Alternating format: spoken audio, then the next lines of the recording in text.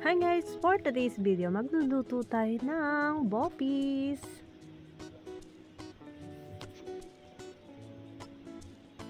So sinisipag nga tayo ngayon magluto. So nagpunta ako ng maaga sa market at bumili ako ng baga ng baboy. So ayan, nalinisan ko na siya. Bali ilalaga natin ito ng may asin.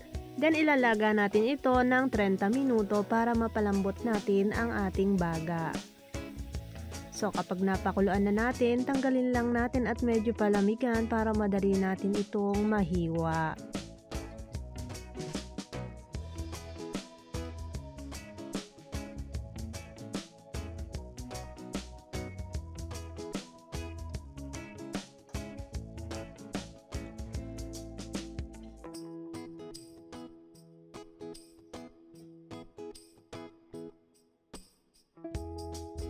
So, hiwain lang natin ito into dice, yung medyo maliliit lang, depende rin sa inyo kung gusto nyo medyo malalaki yung hiwa.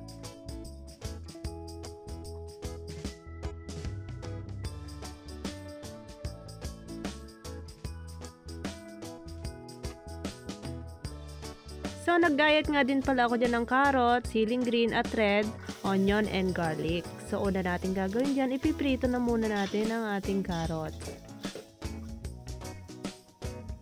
At ang ating green na sili. I-fry lang natin ito hanggang sa medyo bumango, hanggang sa lumabas yung kanilang aroma. Ayan. So, bali pag na-fry na natin siya, hanguin muna natin and set aside. So, sa the same na lutuan, maggigisa tayo dyan ng ating wangba. And then, susunod na natin ang ating onions. Halo-haloin lang natin siyang mabuti hanggang sa medyo ma-fry ang ating bawang at sibuyas. So, pampakulay, naglagay nga pala ako dyan ng turmeric powder. So, alam nyo naman ang turmeric powder ay lasas din siyang ginger, kaya hindi na ako naglagay. Pero kung wala kayong turmeric, maglagay kayo ng annatto powder or yung annatto seeds. And, syempre, mag-add kayo dyan ng ginger pang tanggal ng lansa. And then, inilagay ko na nga pala yung ating nahiwa-hiwa dyan na baga ng baboy. Halu-haluin natin ito.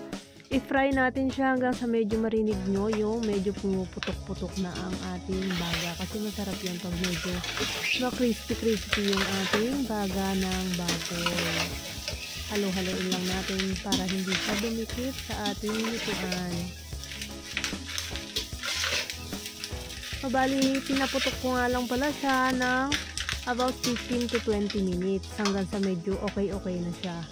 Mapapansin nyo naman o kung gusto nyo na medyo crispy, papatagalin nyo and mag-add kayo ng oil.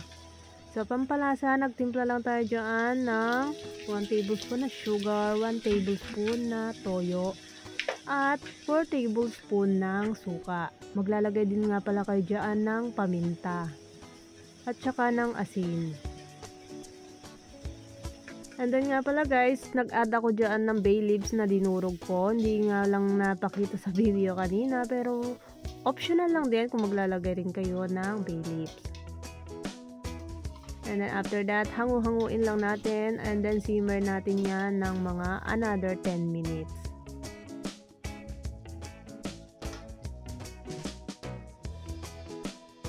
And then yan, pag malapit na siyang maluto, i-add na natin ang ating napritong carrots kanina.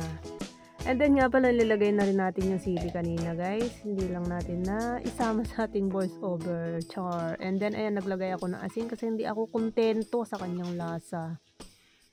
Gaya ng mga jowa nyo, hindi na kontento. Ayun, naghanap na ibang lasa. Hangu-hanguin na, halu-haluin lang natin and then okay na yung ating boppies. Nakikita nyo naman, di ba ang ganda ng kulay dahil yan sa ating turmeric. Optional lang din yan, pwede kayong gumamit ng annatto seeds kung yun ang inyong type or kung yun available sa inyong mga kusina. So yun lamang, napakadali lamang gawin ng ating boppies. Maraming salamat sa panonood and see you guys next time!